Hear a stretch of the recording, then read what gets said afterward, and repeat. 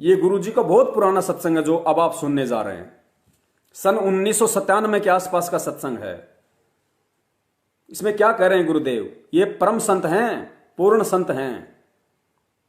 इनकी जुबान एक ही रहेगी, इनके वचन एक ही रहेंगे, क्योंकि अंतर्यामी है, ये त्रिकालदर्शी है, ये सब कुछ जानता है। कब क्या होगा, कब मेरे शब्द को उठा के क्या किया जाएगा।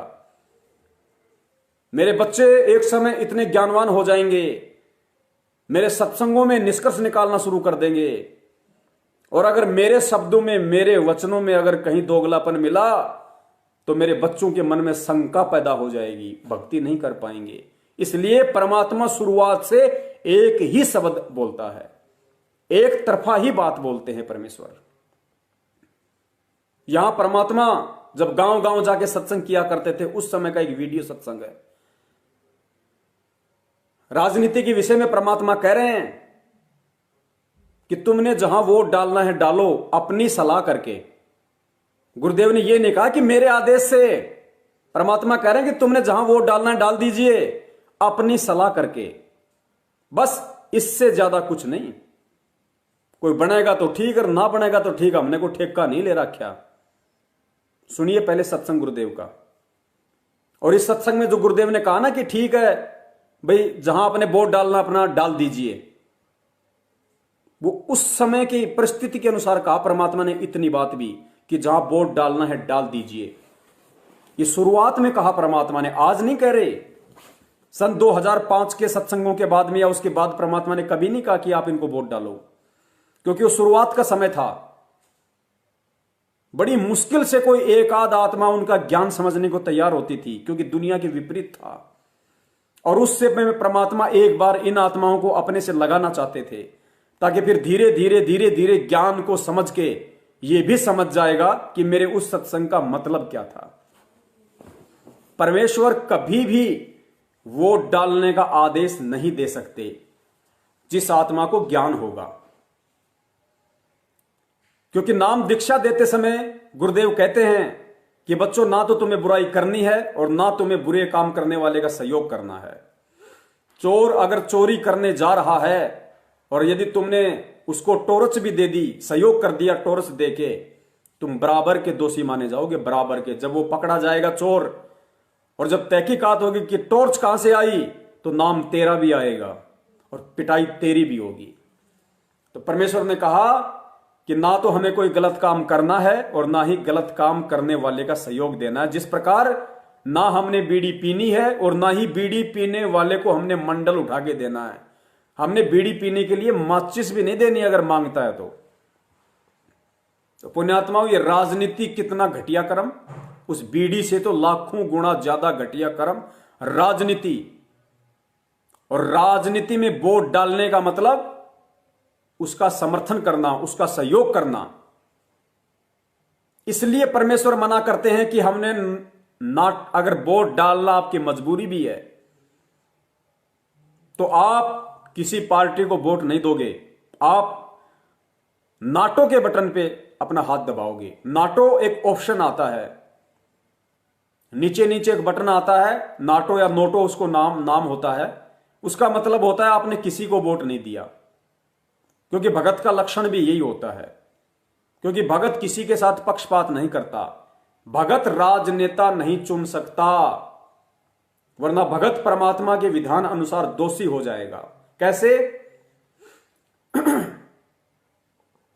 गुरु के आदेश अनुसार ना गलत काम करना, ना गलत काम करने वाले का सहयोग करना।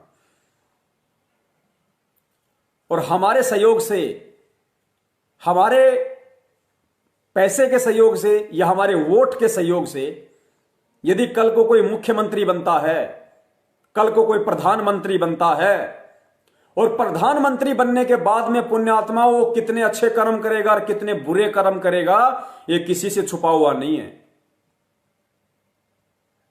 वही मुख्यमंत्री, वही प्रधानमंत्री देश में कितने दारू के ठेकों को लाइसेंस देगा। तो मुख्यमंत्री बना कैसे? हमारे वोट के सहयोग से। उसको मुख्यमंत्री बनाने में जिस जिस व्यक्ति ने वोटिंग की है उसका सहयोग है, उसके सहयोग से वो मुख्यमंत्री बना और मुख्यमंत्री बनके उसने हजारों दारू के ठेके खुलवाए, उसने हजारों बूचड़ खानों को लाइसेंस दिया। जानवर काटने के जो बूचड़ खाने होते ना, कत्ल खाने, उनको लाइसेंस भी सरकार देती है।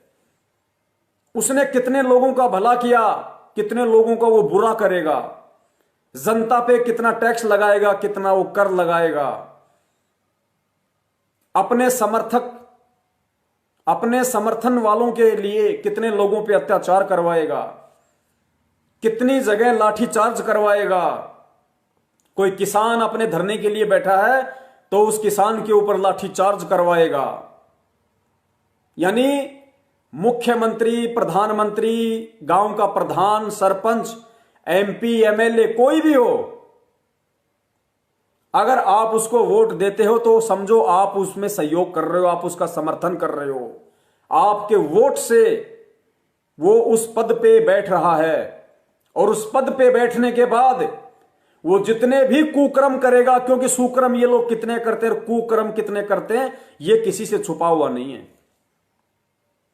तो वो जितने भी कुकर्म करेगा, जितने भी उल्टे कर्म करेगा, जितने भी दारू के ठेके खुलवाएगा, जितने भी कत्ल खानों को लाइसेंस देगा, जितने भी बियर बार को लाइसेंस देगा, जितने भी बियर बार को लाइसेंस देगा, जितने भी हुक्का बारों को लाइसेंस देगा, जितने भी 2 नंबर के धंधे करने वालों को लाइसेंस देगा, पुण्यात्माओं, उसी एवरेज में, उसी रेशियो में वो पाप कर्म जो वो करेगा, उन पाप कर्मों का कुछ प्रतिशत उसी हिस्से में जिन जिन लोगों ने उसको वोट देके मंत्री, मुख्यमंत्री या सरपंच बनाया है, उसी एवरेज में, उसी औसत में वो पाप कर्म उस प्रत्येक व्यक्ति के भक्ति अकाउंट में ऐड होगा। इसलिए परमेश्वर कहते हैं कि हमने ना ही तो कुछ गलत करना और ना ही हमने गलत करने वाले का सहयोग देना। और अपने बच्चों की इस समस्या को हल करने के लिए आज से पहले जो नोटों का बटन नहीं आता था, परमेश्वर ने वो नोटों का बटन भी लगवा दिया कि मेरे बच्चे पाप के भागी ना बने, और यदि मजबूरी हुई वोट डालने की दबाव में, तो ना कांग्रेस को दे, ना बीजेपी को दे, ना जेजेपी को दे, ना आरजेडी को दे, ना किसी को ना दे, केवल नोटों पे उंगली दबा दे और अपना निष्पक्ष होकर उन पाप कर्मों से बचे। इसलिए परमात्मा हमें इस राजनीति में जाने के लिए और इन राजनेताओं के सहयोग के लिए मना करते हैं। पुण्यात्माओं, ये भक्ति मार्ग की बारीकियां हैं, ये सूक्ष्म हैं। सतगुरु हर चीज को खोल के नहीं बताएगा। इसीलिए सतगुरु ने हमें यह अनमोल तत्व ज्ञान दिया है कि बच्चों, सत्संग सुनने से भी काम नहीं चलेगा।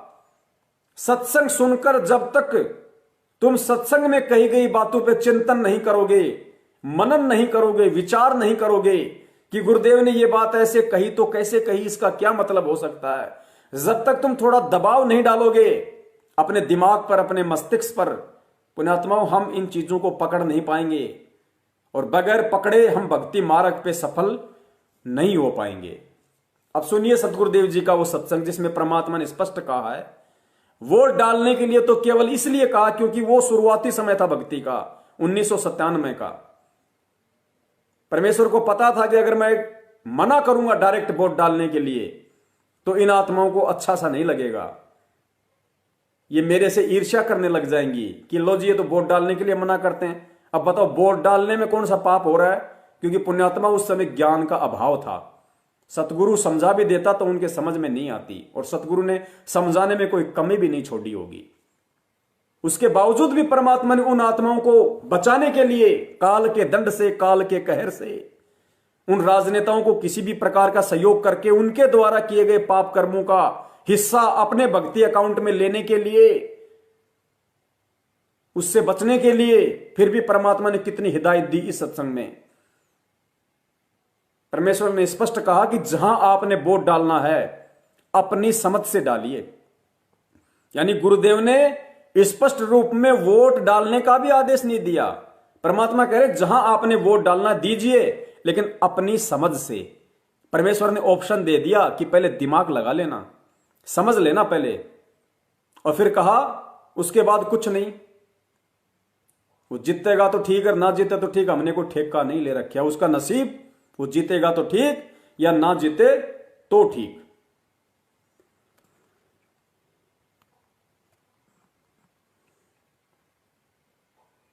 आपने जहां वोट देनी है दीजिए, अपना फैसला करके, बस इतना ही काम है, आगे नहीं इससे फालतू। बाकी आपने जहां वोट देनी है दीजिए, अपना फैसला करके, बस इससे आगे कुछ नहीं। आपने जहां वोट देनी है दीजिए, अपना फैसला करके, बस इतना ही काम है, आगे नहीं इससे फालतू। बाकी अपना परमात्मा के नाम पर लगे रहिए। ठीक है, राजा तो आपने चुनना ही पड़ेगा, आपने जो ठीक लगा है विधिवत, तो अपनी वोट दीजिए और बाकी अपना वजन करे। बनेगा वो ठीक से, ना बने तुमने के ठेका ले रखा होता, उसके नसीब फलेंगे।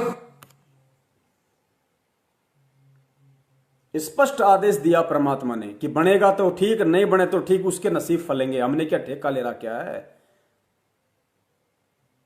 ये नहीं कहा कि उसका सहयोग करो, उसकी रैलियों में उसके पीछे पीछे कुत्ते की तरह जीभ हिलाते रहो, उसके तलवे चाटते रहो अपने स्वार्थों के लिए कि मंत्री बन गया तो मेरा छोटा मोटा काम करवा देगा, मेरा वो काम अटका हुआ, मेरा वो काम हो जाएगा।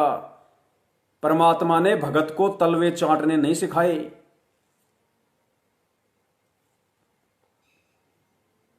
और ये पीला पर्चा 29/10/2020 कल का।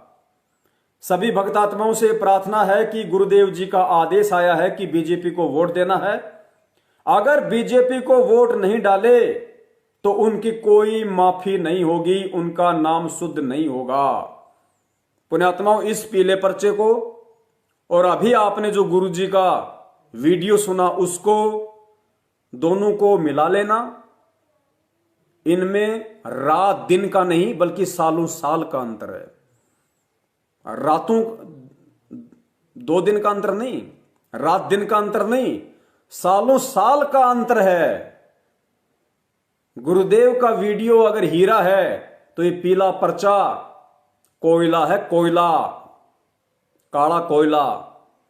कहीं भी गुरु जी के किसी भी सत्संग से, किसी भी पुस्तक से ये मेल नहीं खाते घटिया आदेश इस पीले पर्चे वाले, क्योंकि ये काल निरंजन के आदेश हैं, संगत को ठगने के आदेश हैं, संगत के कर्म फुड़वाने के आदेश हैं ये।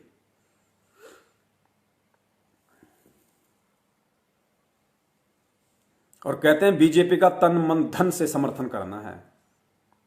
और परमेश्वर क्या कह रहे हैं? परमेश्वर कह रहे हैं कि राजनीति, पॉलिटिक्स को बंदी छोड़ बिल्कुल पसंद नहीं करते, कति पसंद नहीं करते। हमने खूब आजमा कर देख रखा से। और गुरुदेव ने कहा यदि मैं भी दोगलापन करूंगा, यदि मैं भी गलती करूंगा तो भाई वो परमात्मा मेरे सिर से भी अपने छत्र छाया हटा लेगा। तो पुण्यात्माओं, इस वीडियो को सुन के आगे ये विचार करना, परमेश्वर खुद कह रहे हैं सतगुरु रूप में कि बंदी हमने खूब आजमा के देख रखा से। पॉलिटिक्स, राजनीति को बंदी छोड़ कति पसंद नहीं करते। और भाई वही बात है, मैं गलती करूंगा तो मेरे से भी अपना हाथ हटा लेगा।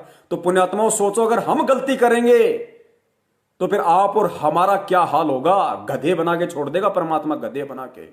सुनो सत्संग को ध्यान से, एक एक शब्द को सुनो ध्यान से, और सुनने के बाद में इन हराम खोरों के द्वारा हमारी भक्ति को बर्बाद करवाने के लिए अपने बाप काल निरंजन के आदेश से जो ये फर्जी पीले पर्चे निकाले जाते हैं, इनसे मिलान करो और फोन करो इन गद्दारों को कि क्यों संगत का सत्यानाश करवा रहे हो। बहुत सत्यानाश करवा दिया, अब तुम्हारे झांसे में संगत नहीं आने वाली।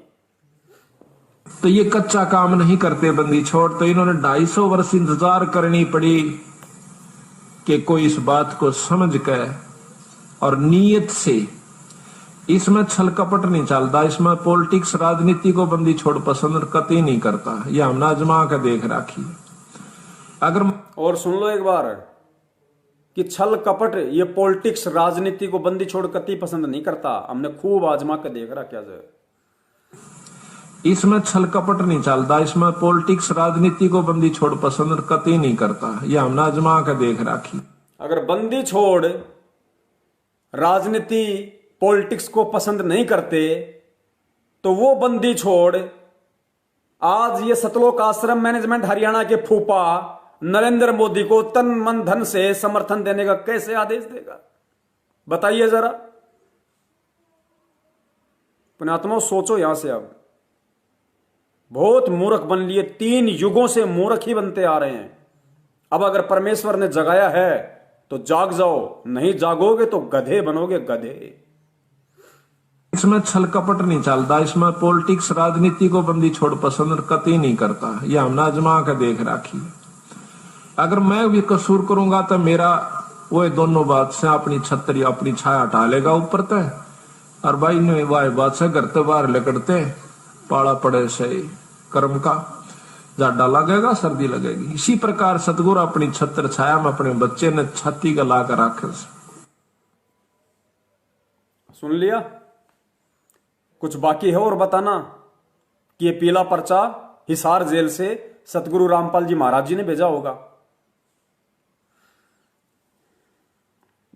और सुन लो, एक नहीं, परमेश्वर ने बहुत दया कर रखी है।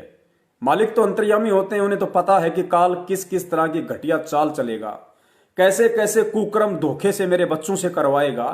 तो परमेश्वर ने, उस अंतर्यामी परमात्मा ने पहले ही सारा निचोड़ करके अपने सत्संगों में निकाल के दिया हुआ।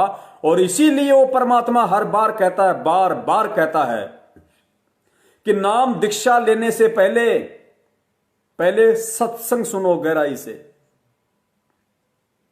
पहले ज्ञान को आधार बनाओ। और जब तुम्हारी हर प्रकार की, हर तरह की शंकाएं निकल जाएं, किसी भी प्रकार की शंका तुम्हारे अंदर ना रहे, उसके बाद में नाम दीक्षा लेना। और नाम दीक्षा लेने के बाद यदि तुम्हें शंका हो गई, फिर तुम अपने गुरु की शरण में नहीं माने जाओगे। सुनो गुरुदेव का सत्संग।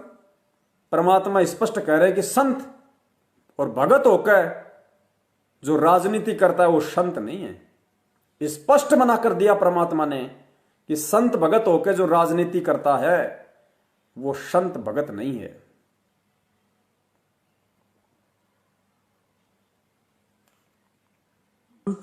ओके, ओके, और इन राजाओं के पीछे या मंत्रियों के पीछे या इन अधिकारियों के पीछे फिरता है, वो संत नहीं है। और वो तो 3 चीज के लिए राज दरबारों में जाता है। एक तो मान बढ़ाई, लोग नो कहेंगे भाई यो तो मंत्री के यहां जाता है, मंत्री का खास आदमी है। सुन लिया? संत भगत होकर जो मंत्रियों के, राजनेताओं के पीछे भागता वो संत नहीं है, वो तो मान बढ़ाई के लिए जाता वहां पे। अब सुनाते हैं पुण्यात्माओं आपको सतलोक आश्रम मैनेजमेंट हरियाणा का कुत्ता कर्म, कि किस प्रकार ये लोग सुबह थूकते हैं तो शाम को उसको चाट लेते हैं। ना इनका कोई दीन है, ना इनका कोई धर्म है, ना इनको भक्ति से लेना, ना इनको भगवान से लेना। इनको केवल राजनीति से मतलब, इनका स्वार्थ, और इनके स्वार्थ की पूर्ति कहां पे हो रही है, इनको उन चीजों से मतलब। दास ने आपको बताया था कि 2 साल पहले सन 2019 में इन्होंने बीजेपी के विरोध में कांग्रेस का समर्थन किया था हरियाणा में। और कांग्रेस के समर्थन में हिसार में रैली करने के लिए प्रियंका गांधी आई थी। तो वहां पे इन्होंने पूरी संगत को गुरुजी का आदेश बता के इकट्ठा कर दिया, पंजाब और हरियाणा की संगत को, कि गुरुजी का आदेश है और हमने बीजेपी को जड़ से उखाड़ फेंकना है और कांग्रेस का समर्थन करना है। हजारों की संख्या में अज्ञानी मंदबुद्धि उस बारात में जाके बैठ गए प्रसाद लेने। और सुनना अब इनका दोगलापन, यह आप लोगों की आंखें खोलने के लिए है। और ये रिहर्सल हो रहा है, यह अभ्यास हो रहा है कि आज हम शिक्षा ले लें इन बातों से और आगे चल के धोखा ना खाएं। ये ठोकरें लग रही हैं आप लोगों को ताकि आगे चल के कोई धोखा ना खा सको और परमेश्वर के मार्ग में अंधे गधे ना बन सको। परमेश्वर तुम्हारी आंखें खोलना चाह रहे हैं कि तुम जिन लोगों को बहुत बड़े भगत मानते हो वो सबसे बड़े दोगले हैं, सबसे बड़े मंदबुद्धि, सबसे बड़े अज्ञानी हैं, वो काल के एजेंट हैं। सतलोक आश्रम मैनेजमेंट का मीडिया प्रभारी डॉक्टर चांद राठी, जो हर धरने में, हर ज्ञापन में, हर रैलियों में, हर धरनों में सबसे आगे रहता है, भाषण देता है, सतलोक आश्रम मैनेजमेंट का मेन प्रवक्ता,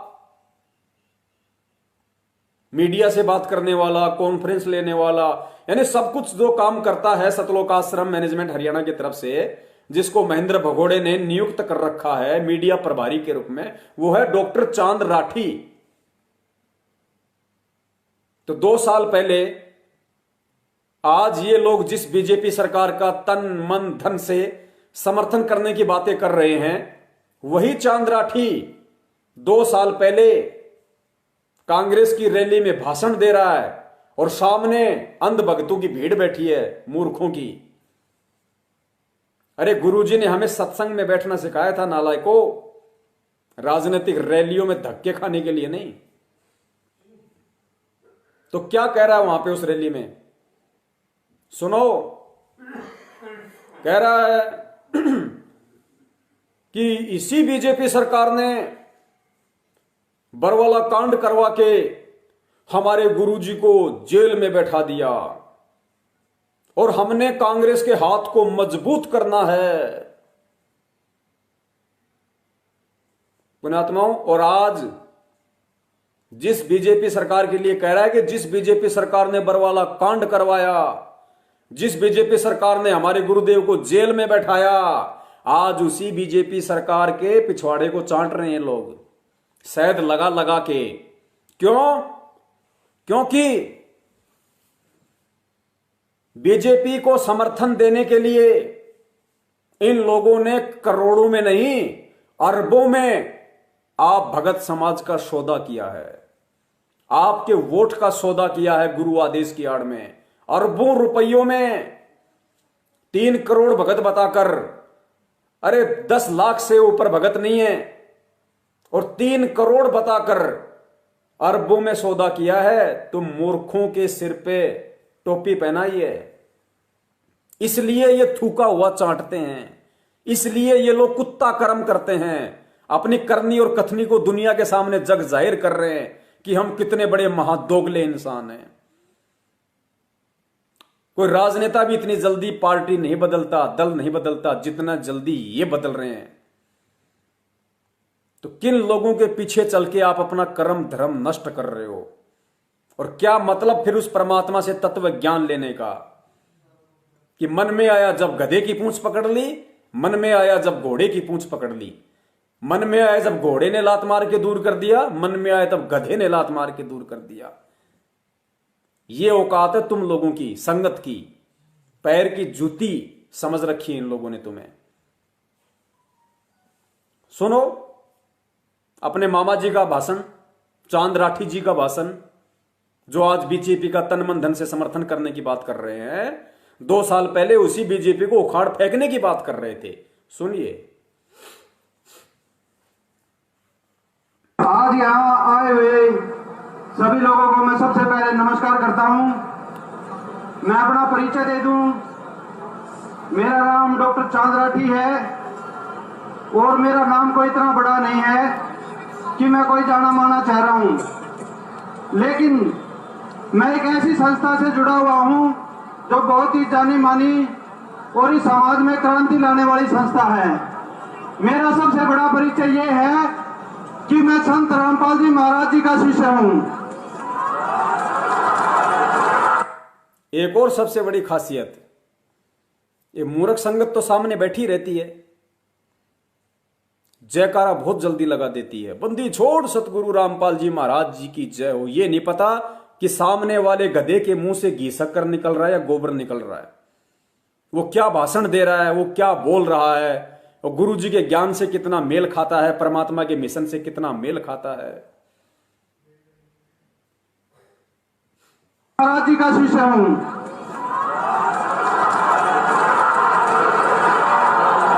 और इस परिचय के बिना मेरी कोई हैसियत नहीं है। आज जो हम यहाँ पर इकट्ठा हुए हैं वो हम कांग्रेस के हाथ को मजबूत करने के लिए आए हुए। आज हम जो यहाँ इकट्ठा हुए हैं वो हम कांग्रेस के हाथ को मजबूत करने के लिए आए हैं। सुनिए, हैसियत नहीं है। आज जो हम यहाँ पर इकट्ठा हुए हैं वो हम कांग्रेस के हाथ को मजबूत करने के लिए आए हुए हैं।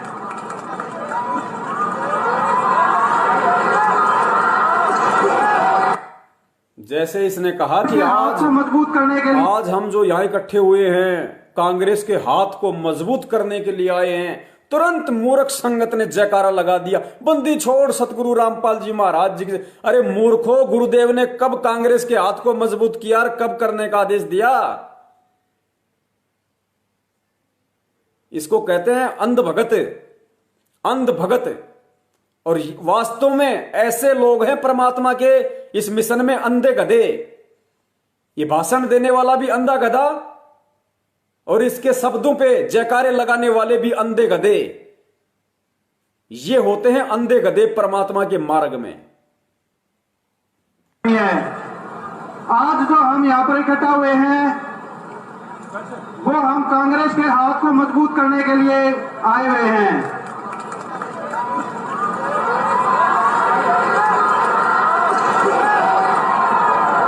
पिछले 5 सालों में बीजेपी सरकार ने हमारे साथ जो जुल्म किए वो इस हरियाणा प्रदेश से छिपे हुए नहीं हैं। पिछले 5 वर्षों में इस बीजेपी सरकार ने हमारे ऊपर जो जुल्म किए हैं वो इस हरियाणा प्रदेश से छुपे हुए नहीं हैं। बीजेपी सरकार ने हमारे साथ जो जुल्म किए वो इस हरियाणा प्रदेश से छिपे हुए नहीं हैं। हमारे जुल्मों को छोड़ के इस हरियाणा प्रदेश को भी जलाने का जो कार्य किया गया, हमारे जुल्मों को छोड़ के इस हरियाणा प्रदेश को आग में जलाने का भी जो काम किया गया वो भी बीजेपी ने किया। हमारे जुल्मों को छोड़ के इस हरियाणा प्रदेश को भी जलाने का जो कार्य किया गया वो भी किसी से छुपा हुआ नहीं है। हरियाणा में चाहे जातिवाद का जहर घोलना हो या हमारे साथ हो रहे अन्याय हो, इस सरकार ने अंग्रेजों के शासनकाल की याद दिलाने में कोई कसर। चाहे हरियाणा में जातिवाद का जहर घोलने की बात हो, चाहे हमारे साथ अन्याय की बात हो, इस बीजेपी सरकार ने कोई कसर नहीं छोड़ी और अंग्रेजों के शासनकाल की याद दिला दी। और आज उसी बीजेपी सरकार का पिछवाड़ा शहद लगाकर चाट रहे हैं। इसको कहते हैं कुत्ता कर्म, कि करनी तज कथनी कथे, अज्ञानी दिन रात और कुत्ते जू भौंकत फिरे, सुनी सुनाई बात, ये है असली गुरुद्रोही। किया गया वो भी किसी से छुपा हुआ नहीं है। हरियाणा में चाहे जातिवाद का जहर घोलना हो या हमारे साथ हो रहे अन्याय हो, इस सरकार ने अंग्रेजों के शासनकाल की याद दिलाने में कोई कसर नहीं छोड़ी। हमारा देश एक लोकतांत्रिक देश है जहां पर जनता के द्वारा जनता तय करती है कि किसकी सरकार बनेगी। लेकिन पिछले 5 सालों में जो बीजेपी सरकार ने इस प्रदेश और देश में जहर घोलने का कार्य किया है, उनके राष्ट्रीय अध्यक्ष का कहना है कि 5 साल के बाद कोई इलेक्शन होंगे ही नहीं। तो ये कैसी खतरनाक सोच की पार्टी है आप सभी जानते हैं। इन्होंने हमारे साथ बरवाड़ा कांड करवाया। सुनिए, अंध भगतों, मूर्ख भगतों, उन रैलियों में जा जाके इनका सहयोग करने वाले मंद बुद्धियों, ये सतलोक आश्रम मैनेजमेंट हरियाणा का मीडिया प्रभारी चांद राठी क्या कह रहा है? इन्होंने हमारे साथ बरवाला कांड करवाया, हमारे गुरुदेव जी को जेल करवाई।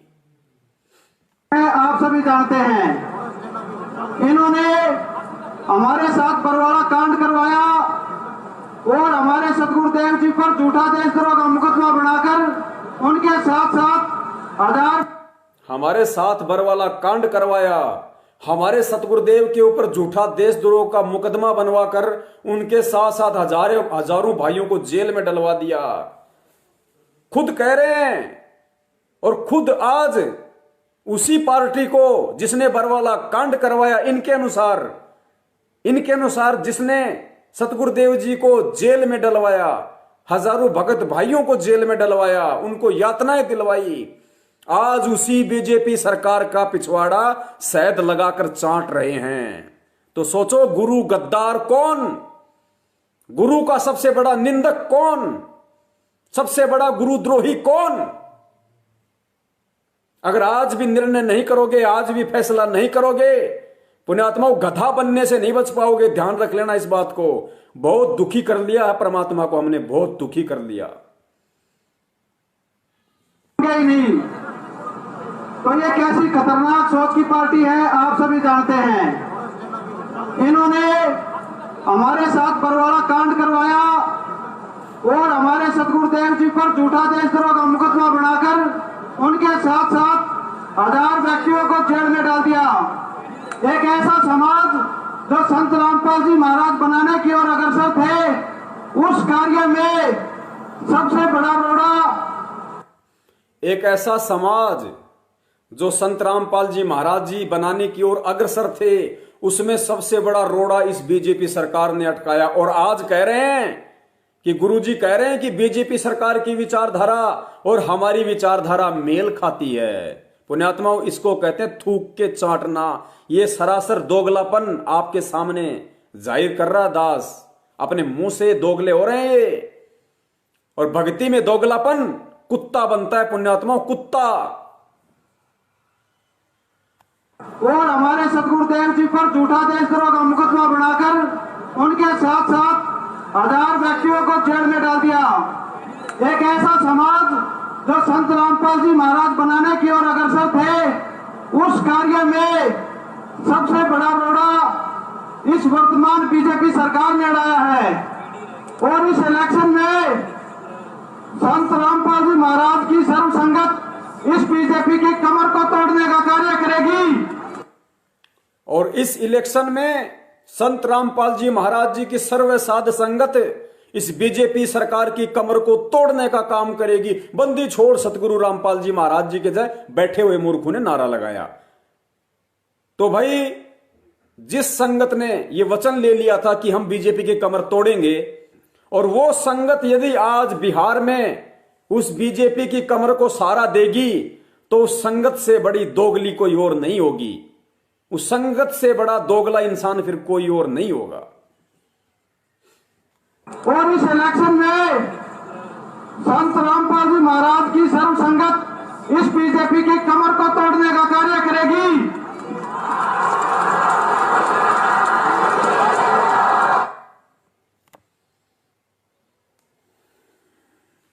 पुण्यात्मा, और भी कुछ सुनना शेष है। गुरुजी ने तो बताया था कि भाई जो समझदार व्यापारी होता है, भगत के ऊपर एग्जाम्पल दिया परमात्मा ने कि भगत को किस प्रकार कितना चतुर होना चाहिए।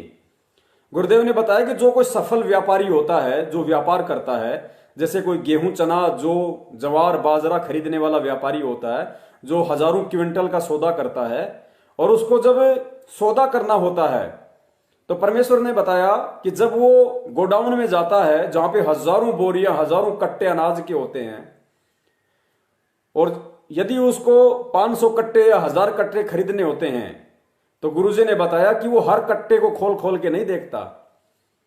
क्या होता है, उनके पास में एक परखी होती है, परखी एक लोहे की होती है, इतनी सी यूं आगे से पहनी होती है, और उस परखी को उस कट्टे के अंदर मारा जाता है। मारते बाहर निकालो, कुछ बीज कुछ अन्न के दाने उसके साथ आ जाते हैं, और वो सफल व्यापारी परखी मारकर जो बीज बाहर निकाला, जो अन्न बाहर निकाला, उस अन्न के दानों को देख के ये आइडिया लगा लेता है कि इस कट्टे में किस कैटेगरी का माल है।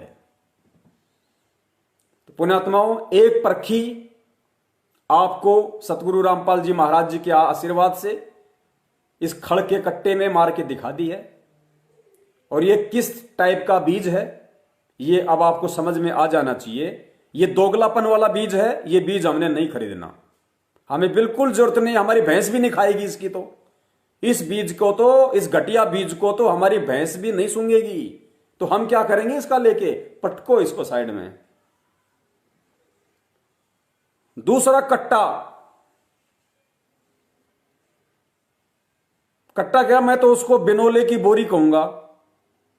मध्य प्रदेश का लठबाज, गालीबाज स्टेट कोऑर्डिनेटर विष्णु साहू, बिनोले की बोरी। अब उसके अंदर कैसा माल है वो भी थोड़ा सा इस वीडियो के माध्यम से देख लीजिए कि ये सारी की सारी जो गैंग है, ये सारी की सारी गैंग उस महेंद्र भगोड़े के आदेशों पे चलती है। उस महेंद्र भगोड़े की चमचागिरी करती है जिसने बरवाला कांड करवाया, और बरवाला कांड करवा के आज तक भगोड़ा बन के घूम रहा है। सारे संगत को काल प्रेरणा से उल्टे आदेश पारित करवाता है, सबके कर्म फुड़वा रहा है। सुनिए इस विष्णु साहू के विचार, एक परखी मार लेते हैं इसकी भी।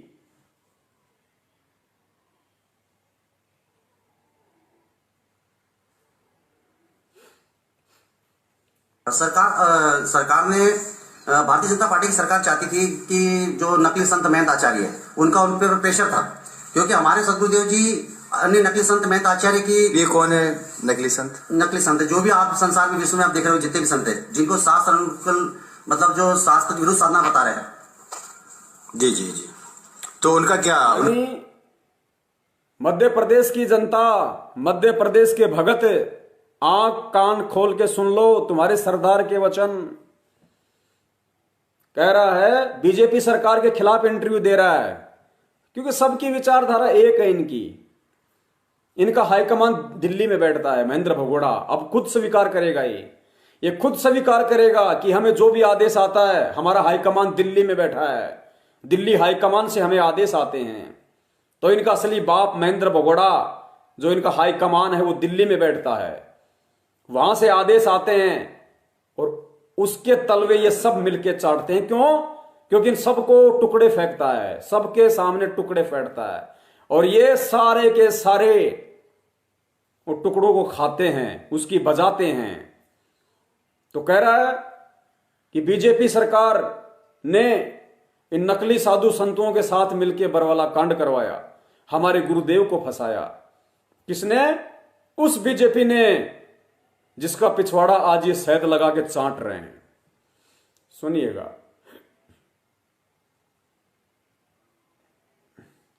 ने भारतीय जनता पार्टी की सरकार चाहती थी कि जो नकली संत महंत आचार्य है उनका उन पर प्रेशर था, क्योंकि हमारे सदगुरुदेव जी अन्य नकली संत महंत आचार्य की। ये कौन है नकली संत? नकली संत जो भी आप संसार में विश्व में आप देख रहे हो, जितने भी संत है जिनको शास्त्र अनुकूल, मतलब जो शास्त्र विरुद्ध साधना बता रहे हैं।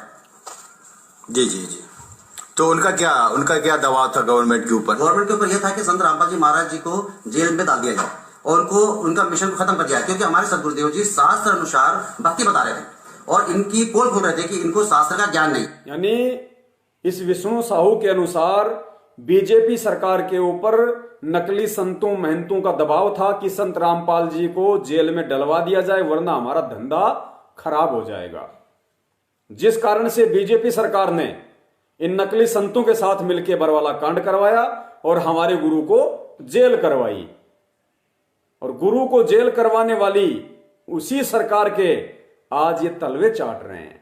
तो सबसे बड़े गुरु गद्दार कौन, महागद्दार कौन, गुरुद्रोही कौन, ये संगत स्वयं निर्णय कर ले। इनके परमात्मा का कोई भी नहीं मालूम, इसलिए इन्होंने सरकार पे दबाव बनाया। वोट राजनीति के कारण सरकार ने हमारे सदगुरुदेव जी को जेल में डलवा दिया। ये सरकार को उखाड़ जो फिकी है, अभी जो सत्ता इनका परिवर्तन हुआ है, तो ये सिर्फ हमारे गुरुजी संत रामपाल जी महाराज अनुयायी ने किया। इस रणनीति से लोकसभा में क्या चुनाव में भी आप लोग विरोध करेंगे इनका? जी बिल्कुल बिल्कुल, हमारी तो ये अभी से प्लानिंग चालू हो चुकी है। हम लोग जगह जगह जाके मीटिंग ले रहे हैं और सन 2019 में जो लोकसभा चुनाव होने वाला है उसके अंदर बहुत बड़ा परिवर्तन होगा और इस केंद्र की सरकार में जो बीजेपी सरकार बैठी हुई है इसको भी हम यहाँ से उखाड़ फेंकेंगे। हिंदुस्तान में कितने हैं आपके गुरुजी के अनुयायी? हिंदुस्तान के अंदर 3 करोड़ से अधिक है हमारे अनुयायी। तेरे बाप ने पैदा किए थे 3 करोड़ से अधिक है, तूने तेरे बाप ने मिलके पैदा किए हैं 3 करोड़ से अधिक है। हराम खोरो, कुछ तो शर्म करो। भक्ति मार्ग पे मध्य प्रदेश का स्टेट कोऑर्डिनेटर बन के बैठा हुआ झूठ बोलता है सरेआम। 3 करोड़ से अधिक अनुयायी हैं। हरामखोरों, जब बरवाला कांड हुआ था तो न्यायालय की गिरती गरिमा पुस्तक के पेज नंबर 35 पे क्या लिख रखा तुम लोगों ने कि हम सर्व 14.5 लाख संत रामपाल जी महाराज जी के अनुयायी। 2014 में तो 14.5 लाख है और इन 6 साल में तुम बन गए 3.5 करोड़। कुछ शर्म करो हरामखोरों, शर्म करो। हो चुकी है। हम लोग जगह जगह जाके मीटिंग ले रहे हैं और सन 2019 में जो लोकसभा चुनाव होने वाला है उसके अंदर बहुत बड़ा परिवर्तन होगा और इस केंद्र की सरकार में जो बीजेपी सरकार बैठी हुई है इसको भी हम यहाँ से उखाड़ फेंकेंगे। हिंदुस्तान में कितने हैं आपके गुरुजी के अनुयायी? हिंदुस्तान के अंदर 3 करोड़ से अधिक है हमारे अनुयायी। तो सभी क्या मानेंगे आपकी बात? बिल्कुल बिल्कुल। यहाँ तो हमारे सदगुरुदेव जी के जो अनुयायी है, जो सदगुरुदेव जी के आदेश के ऊपर अपना सर कटाने को तैयार रहते हैं। और अभी मैं आपको ये बताना चाहूंगा कि आप बोल रहे 3 करोड़, हम 3 करोड़ से ज्यादा वोटिंग करवा सकते हैं क्योंकि हमारे जो भगत है, उनके रिश्तेदार है, दोस्त है, भाई है, हम उनसे भी निवेदन करेंगे, रिक्वेस्ट करेंगे कि किस अन्याय सरकार का साथ ना दे और इस सरकार के खिलाफ हमें वोट करना है। सर क्या एक्चुअल में क्या है कि जो भारतीय जनता पार्टी की सरकार को आरएसएस चलाती है और आरएसएस नहीं चाहती है कि हमारे ऊपर कोई भी देखो जी, विष्णु साहू कह रहा है कि भारतीय जनता पार्टी की सरकार को आरएसएस चलाती है, राष्ट्रीय स्वयंसेवक संघ चलाता है और राष्ट्रीय स्वयंसेवक संघ यानी आरएसएस नहीं चाहती कि हमारे से ऊपर कोई संत महंत आ जाए। इसलिए इस बीजेपी की सरकार ने बरवाला कांड करवाया और हमारे गुरु को जेल करवाई। खिलाफ हमें वोट करना है। सर क्या एक्चुअल में क्या है कि जो भारतीय जनता पार्टी की सरकार को आरएसएस चलाती है और आरएसएस नहीं चाहती है कि हमारे ऊपर कोई भी संत महंत आ जाए क्योंकि हमारे सदगुरुदेव जी शास्त्र अनुसार जो सद्भक्ति बता रहे हैं तो इससे अन्य नकली संत महंतों की पोल खुल रही है। इस कारण इन नकली संत महंत आचार्य सरकार से मिलकर, और सरकार को मालूम है कि इनके पास में पूरा वोट बैंक है, तो वो हमारे सदगुरुदेव जी इसलिए उन्होंने जेल में दलवाया। मध्य प्रदेश और सागर जिले में ज्यादा प्रभाव देखने को मिला। सागर संभाग में जो आपके द्वारा बेहद जारी हुआ था आपके अनुयायियों के द्वारा, तो काफी बदलाव भी आया, कांग्रेस आई। क्या मानते हैं आप, कितना इम्पैक्ट आया है और आगे की लोकसभा चुनाव में क्या है आप लोगों का रणनीति? बिल्कुल बिल्कुल, आपने सही बोला है क्योंकि हमारे जो 30 लाख अनुयायी थे, हमने आपको जैसे अभी पूर्व में बताया भी कि हम लोगों ने जो प्रकट दिवस मनाया था, काला दिवस, उसके अंतर्गत हमने पूरे मध्य प्रदेश के पूरे 52 जिलों के अंदर मैसेज कर दिया था कि हमें इस सरकार के खिलाफ वोट करना है। और हमारे जो हाईकमान है ऊपर दिल्ली के अंदर, जो हमारे हाईकमान बैठे हैं वहां, हमारे जो हाईकमान हैं हमारे ऊपर जो दिल्ली में बैठे हैं, सुन लो पुण्यात्माओं, स्टेट कोऑर्डिनेटर विष्णु साहू मध्य प्रदेश का, ये मध्य प्रदेश की संगत आंख कान खोल के सुन ले, कह रहा है कि हमारा जो हाईकमान है जो दिल्ली में बैठता है, तो विष्णु का हाईकमान कहां बैठ रहा है वर्तमान में? दिल्ली। अरे हमारा हाईकमान तो हिसार जेल में है और ये क्या कह रहा है कि हमारा जो हाईकमान माने जो सबसे ऊपर है हमारे, तो पुण्यात्माओं गुरुजी कहां है फिर इनके लिए? इनका तो हाईकमान दिल्ली में बैठता है और हमारे गुरुजी बैठे वहां पे हिसार में। तो पुण्यात्माओं सोचो तुम्हें कितना मूर्ख बनाया जाता है। ये सारे के सारे उस दिल्ली वाले हाईकमान महेंद्र भगोड़े के चमचे हैं, उसके कुत्ते हैं सारे। खुद कह रहा है कि हमारा जो हाईकमान है वो दिल्ली में बैठते हैं। अरे गधे, अगर गुरुजी के आदेश थे तो सीधा कहता कि हमारा हाईकमान हिसार जेल में बैठता है, लेकिन नहीं, ये गुरुजी को अपना हाईकमान नहीं मानते, ये महेंद्र भगोड़े को अपना हाईकमान मानते हैं और कह रहा है कि हमारा हाईकमान जो दिल्ली में बैठते हैं। पूरे 52 जिलों के अंदर मैसेज कर दिया था कि हमें इस सरकार के खिलाफ वोट करना है। और हमारे जो हाईकमान है ऊपर दिल्ली के अंदर, जो हमारे हाईकमान बैठे हैं, वहां से कमेटी से हमें पास में आया था कि आपको उस पार्टी को समर्थन करना है जो भारतीय जनता पार्टी की सरकार को हरा सके। तो हम लोगों ने देखा कि भारतीय जनता पार्टी के विपक्ष में एक ही पार्टी ऐसी है जो भारतीय जनता पार्टी को मात दे सकती है, वो है कांग्रेस पार्टी।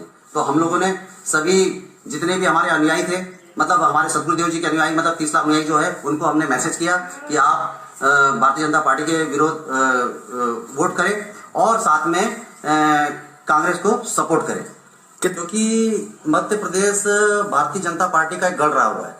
और इसके अंदर क्या हो गया, हमने अभी बीच में, आपको पता ही होगा, आप लोग को हमने बुलवाया था 18 नवंबर सन 2018 को, हमने काला दिवस मनाया था। उस काले दिवस के अंदर हमने घोषणा करी थी कि मध्य प्रदेश के जो हमारे 30 लाख अनुयायी है उन तक, सर्व संगत तक हमने ये मैसेज पहुंचाया था कि इस बार हमें भारतीय जनता पार्टी की सरकार को उखाड़ फेंकना है, क्योंकि इस सरकार ने हमारे सदगुरुदेव जी का 18 नवंबर सन 2014 को 40 से 45 हजार की पुलिस फोर्स के द्वारा आश्रम को घेर लिया था और हमारे वहां 6 बहनों के बच्चे की मौत हुई थी। तो उसका मुकदमा, झूठा मुकदमा हमारे सदगुरुदेव जी पे बनाकर हमारे सदगुरुदेव जी को जेल धाम में डाल दिया गया था। तो इससे हमारे सर्व संगत जो है बिल्कुल मतलब बहुत ही दुख का विषय है। बरवाला कांड करवाकर हमारे गुरुजी को इस सरकार ने जेल में डलवा दिया और आज उसी सरकार का पिछवाड़ा शहद लगा के चाट रहे हैं। धन्य हो तुम्हारे माता पिता विष्णु साहू, धन्य हो तुम्हारे माता पिता। अब आगे चलते हैं। इस बिनोले की बोरी विष्णु साहू में आपने परखी मार के देख ली, इसमें भी गंध निकल रही है। हमारी भेड़ बकरियां भी नहीं खाएंगी ये, छोड़ो इसको भी। अगला थैला हरियाणा का स्टेट कोऑर्डिनेटर अमन गोदारा, इसमें भी एक परखी मार के देख लेते हैं कि इसमें भी कोई भगत और भक्ति के लक्षण हैं या खाली हवा में बात हो रही है। तो जाट आरक्षण के समय बड़े बड़े भाषण देता था भाई साहब। जाट आरक्षण समिति की जय जयकार हो रही है और भाषण दे रहा है, 5 लाख रुपए का चेक अपने हाथ से दे रहा है। सुनिए, ये जो जयकारे लगा रहा है ये हनुमानगढ़ राजस्थान का पवन है। जानते होंगे चापलूस लोग इसे कुछ थोड़े बहुत। और उसके बराबर में ये अमन खड़ा हुआ है।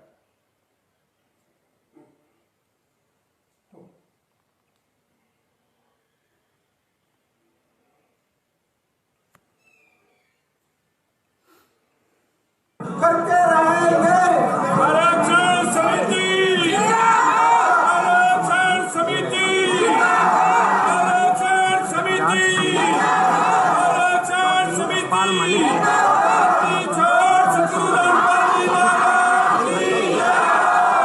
बंदी छोड़ सतुरन वाली। जो महाराज जी के अनुयायी। अब अमन गोदारा हरियाणा स्टेट कोऑर्डिनेटर जातिवाद का जहर अपने अंदर घोले हुए अब भाषण दे रहा है वहां पे।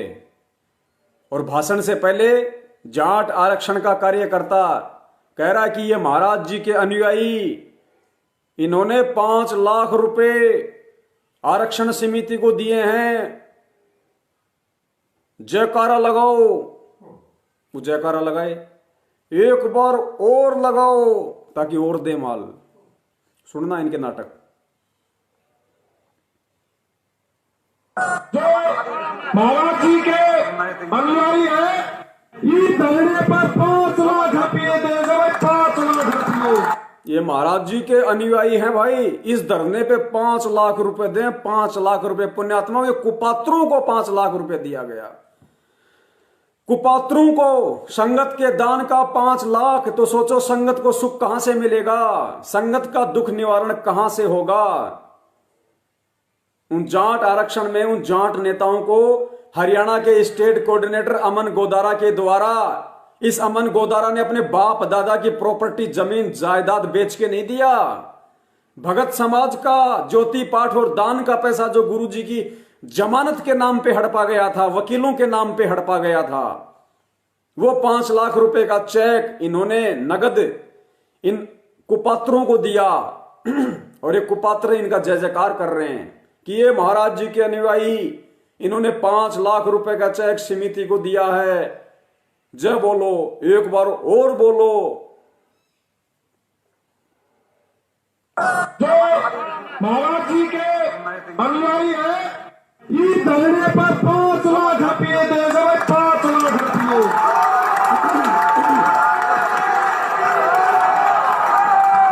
एक बताई फिर बचा दो।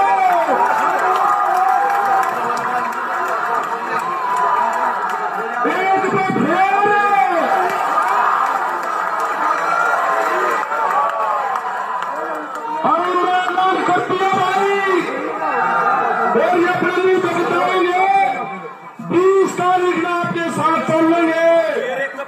संसद घेरने में। और ऐलान कर दिया इसने कि 20 तारीख को आपके साथ चलेंगे संसद घेरने में। पुण्यात्माओं, शिक्षा लेते जाओ, ये समय बार बार नहीं आएगा और इन काल एजेंटों से दूर हट जाओ। के साथ चलेंगे संसद घेरने में। ताली बजाकर स्वागत कीजिए। टीम अपने विचार रखेंगे। टीम भाई अमन रोहतक से अपने विचार रखेंगे। भाई अमन, अब ये भाई अमन रोहतक से अपने विचार रखेंगे। भाई अमन रोहतक से अपने विचार रखेंगे। भाई अमन रोहतक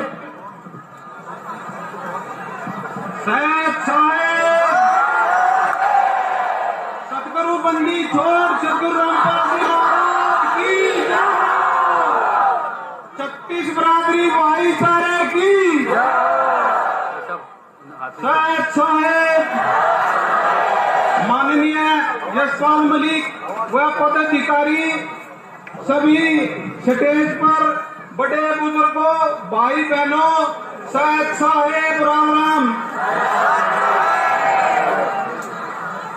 भाई, सोचने वाली बात है कि यह सरकार इस मिशन में हमारी जाति को, जाट जाति को एक सुना?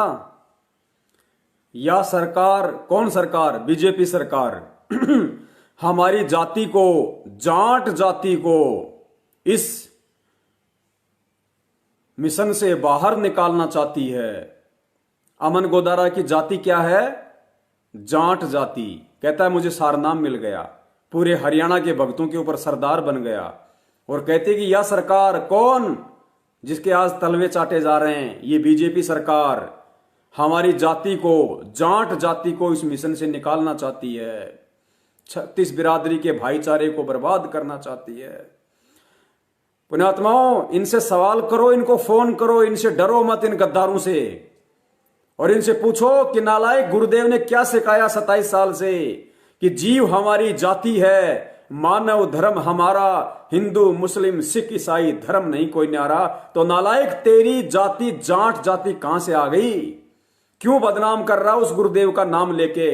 अपने पूर्वजों का नाम ले, अपने बुजुर्गों का नाम ले, उनको बदनाम कर, उनके सिर पे जूते मरवा।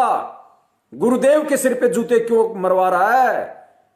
पहले उनकी जय बोल के, और फिर कह रहा था कि हमारी जाति जाट जाति। अरे गुरुदेव ने तो जीव जाति बताई है। मिशन में हमारी जाति को, जाट जाति को एक बार निकालने की कोशिश कर रही थी, लेकिन हमारे अनुयायी संत रामपाल जी महाराज ने सभी जातियों को, इनको बोलने का नहीं पता हम क्या बोल रहे हैं, लेकिन हमारे अनुयायी संत रामपाल जी महाराज ने, अब इसको ये नहीं पता कि ये रामपाल जी महाराज का अनुयायी है या रामपाल जी महाराज इसके अनुयायी है। सुनो, अनुयायी संत रामपाल जी करने की कोशिश कर रही थी, लेकिन हमारे अनुयायी संत रामपाल जी महाराज ने सभी जातियों को एक किया है और एक ही रखने की इजाजत है। परमात्मा की दया से संत मलिक जी व हमारे बंदी छोड़ संत रामपाल जी महाराज की असीम कृपा से इस समाज को एक रखना है और अपने हक को, जो आरक्षण का हक है, उसको भी लेके रखेंगे। और बताओ, जो हमारा हक है आरक्षण का, उसको भी लेके रखेंगे। चाटेगा आरक्षण का। ये सतलोक जाने की तैयारी नहीं कर रहा, आरक्षण लेने की तैयारी कर रहा है। चाटेगा आरक्षण और कह रहा है ये सरकार हमारे भाईचारे को खत्म कर रही है, हमारी जाट जाति को मिशन से बाहर कर रही है, भाईचारा बिगाड़ रही है। अब पुण्यात्माओं, जिन लोगों को ये वहां खड़ा होके, जिन हरियाणा वालों को, जिन आर्य समाजियों को, जिन जाटों को ये भाषण दे रहा है कि ये सरकार हमारे भाईचारे को खत्म कर रही है, हम जाटों के, इस जाट जाति को मिशन से बाहर निकालना चाहती है, और पुण्यात्माओं अब इन्होंने उसी बीजेपी सरकार को सपोर्ट दे दिया तन मन धन से।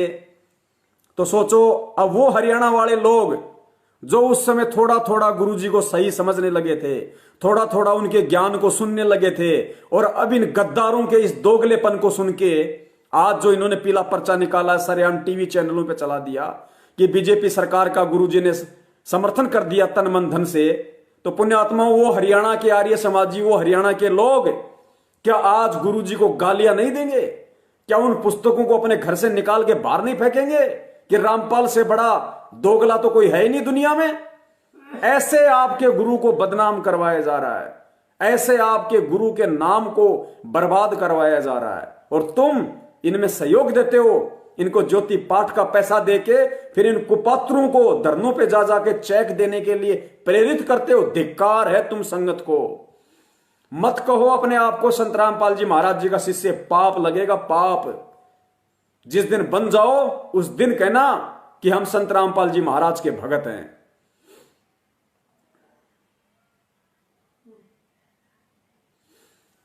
और आज जैसा कि दास ने शुरुआत में ही निवेदन किया था, ये प्रार्थना की थी कि अगर वीडियो के एंड में दास के मुख से कोई अपशब्द निकल जाए तो दास उसके लिए क्षमा प्रार्थी है, लेकिन वो शब्द मुझ दास का नहीं होगा, वो मेरे परमेश्वर का होगा। परमेश्वर सतगुरु रामपाल जी महाराज जी कहिए, या परमेश्वर बंदी छोड़ गरीबदास जी महाराज कहिए, या परमेश्वर कबीर साहिब जी कहिए, ये तीनों शक्तियां एक ही हैं। देश काल और परिस्थिति के अनुसार रूप रूपांतरण करके परमेश्वर इस पृथ्वी पे आए, अपना ज्ञान दिया। और जब आदरणीय गरीबदास जी महाराज जी बार बार समझाया करते थे, बार बार समझाया करते थे, फिर भी लोगों के बात पल्ले नहीं आती थी, तो परमेश्वर कहते थे कि भाई चेतावनी में चूक नहीं, इब क्या देऊं गाड़ी, कि रे नालायको मंद बुद्धियों, मैंने चेतावनी देने में, मैंने तुम्हें समझाने में तो कोई कसर छोड़ी नहीं, इब क्या मैं तुम्हें गाड़ दूं, गाली दूं, तब तुम्हारे समझ में आएगी कि मैं क्या समझाना चाह रहा हूं। पुण्यात्माओं, परमेश्वर गरीबदास जी महाराज जी ने फिर गालियां दी ठोक के, बहन बेटी की गालियां दी ठोक के, दुखी होके गालियां दी उन्होंने कि इन मूर्खों को इतना भी समझ में नहीं आ रहा, इतना समझाने के बाद, कि मैं क्या चाहता हूं, तुम्हारा मकसद क्या है जीवन प्राप्त करने का। और जब दास ने 2-3 दिन पहले शब्द कहे कि भाई दास अपने तरफ से नहीं कहेगा, जो मेरे बंदी छोड़ने 350 साल पहले, 250 साल पहले जो लिख के चले गए जो गालियां, वो परमेश्वर के वचन हैं, मेरे नहीं हैं। दास उनका निमित्त होके बोलेगा, लेकिन पुण्यात्माओं, दास वो शब्द नहीं बोल सकता क्योंकि इतनी बुद्धि परमेश्वर ने दी हुई है। लिख अवश्य सकते हैं, क्योंकि लिख के हमारे बंदी छोड़ चले गए, तो बंदी छोड़ का लिखा हुआ हम दिखा अवश्य सकते हैं, लेकिन इतनी बुद्धि परमेश्वर ने दास को दी है, दास उस परमेश्वर के बोले हुए शब्द को अपनी जुबान से नहीं बोल सकता, उस लिखे हुए शब्द को, जिस शब्द को परमेश्वर ने ना उस समय बोला, और जिस शब्द को आज परमेश्वर ने ना सतगुरु रामपाल जी महाराज जी के रूप में बोला। तो दास ये गलती नहीं कर सकता। दास तो केवल इसलिए ये संदेशा दे रहा था ताकि संगत ज्यादा से ज्यादा फेसबुक पे जुड़े और समझे, इस वीडियो को देखे कि वास्तव में संदेशा क्या है। लेकिन इन कॉल एजेंटों ने फेसबुक आईडी को रिपोर्ट करवाया। ये घात लगाए बैठे थे गिद्धों की तरह कि कब पवन दास आए 8:30 बजे लाइव और कब उसकी आईडी को रिपोर्ट करें। कोई बात नहीं, 1 महीने के लिए दास की आईडी रिपोर्ट हुई है, 1 महीने के लिए। 30 नवंबर तक दास की आईडी बंद है, लेकिन हम यूट्यूब चैनल पे इन सब चीजों को डालेंगे और आप सभी भगत भाई बहनों से निवेदन करूंगा कि ज्यादा से ज्यादा आप इनको शेयर करें, ज्यादा से ज्यादा शेयर करें। तो अब देखिए पुण्यात्माओं, जो गालियां दास परमेश्वर के द्वारा बोले गए शब्द हमारे लिए वो गालियां नहीं है पुण्यात्माओं, वो अमृत वाणी है। वो भी परमेश्वर की एक वाणी है कि गरीब दास तन नाहक धारा, बाजी मांडी कच्चे बारा। फिर परमेश्वर ने बीच में गाली निकाली है और फिर कहा है नाहक दौड़े फिरते फिरते, कि रे मूर्ख गधे, अब तुझे क्या समझाऊं, तू कभी कहां दौड़ रहा है, कभी बीजेपी की तरफ दौड़ रहा है, कभी कांग्रेस की तरफ दौड़ रहा है गधे, कभी आरक्षण की तरफ दौड़ रहा है। गरीब दास तन नाहक धारा, गरीबदास जी महाराज कहते हैं कि मूर्ख, तूने क्यों फिर बेगार में ये मानव शरीर धारण किया है। गरीबदास तन यानी शरीर, नाहक यानी बेगार में, फालतू में, धार्या यानी धारण किया। कि रे गधे, मूर्ख, अगर तुझे इतना समझाने के बाद भी समझ में नहीं आ रही तो नालायक इंसान, तूने ये अनमोल शरीर क्यों व्यर्थ में धारण किया। गरीबदास तन नाहक धार्या, बाजी मांडी बाजी हारी कच्चे बारा। अरे तू तो ये भक्ति रूपी बाजी हार गया नालायक, तू तो भक्ति रूपी बाजी को हार गया मानव शरीर प्राप्त करने के बाद भी। और फिर ठोक के बहन की गाली दी है। फिर कहते हैं नाहक दौड़े फिरते फिरते। तुम बेगार में, नाहक में, बेगार में, नाहक दौड़े फिरते फिरते। तुम बेगार में नालायक हो, क्यों दौड़े दौड़े फिर रहे हो बिना ज्ञान के। तो पुण्यात्माओं, ये कुत्ता कर्म, ये घटिया कर्म, ये नाहक में, व्यर्थ में दौड़े दौड़े ये सतलोक आश्रम मैनेजमेंट हरियाणा वाला फिर रहा है और साथ में संगत को फिरा रहा है। अब जब हरियाणा का जाट आरक्षण था, जाट आंदोलन था, उस जाट आंदोलन में पुण्यात्मा विचार करना, हमारी बहन बेटियां बैठी हुई थी। इन नालायकों, इन गद्दारों के इशारों पे हजारों की संख्या में वहां पे संगत बैठी हुई थी, हमारी बहन बेटियां बैठी हुई थी। और वहां पे वो जाट नेता भाषण दे रहे हैं और भाषण में मां बहन की गालियां निकाल रहे हैं और वो सुन रहे हैं संगत वाले और दांत निकाल रहे हैं, दांदरे निकाल रहे हैं। अब देखो, ये जाट नेता भाषण दे रहा है और भाषण में गाली निकाल रहा है। सुनना इसी के मुंह से। कह रहा है कि यह, पहले सुनना फिर आपको दास बताएगा। जहर मारे भीतर है, मारे खेता में पड़े, मारे घास फाड़ फाड़ के चोरी चौधो हड़ती तुम पहुंचे हो। तो ये जाट नेता कह रहा है कि ये जहर हमारे अंदर भरा हुआ है और फिर सरकार को कह रहा है कि मारे खेता में घास काटो और मारे ऊपर दादागिरी करो। फिर कह रहा है छोरी। अब आगे आप जानते हो क्या शब्द निकाला इसने, छोरी। पुण्यात्मा सुनना इसके मुख से। और सामने बैठी हमारी मां बहनें और वो सुन रही हैं, दांत निकाल रही हैं।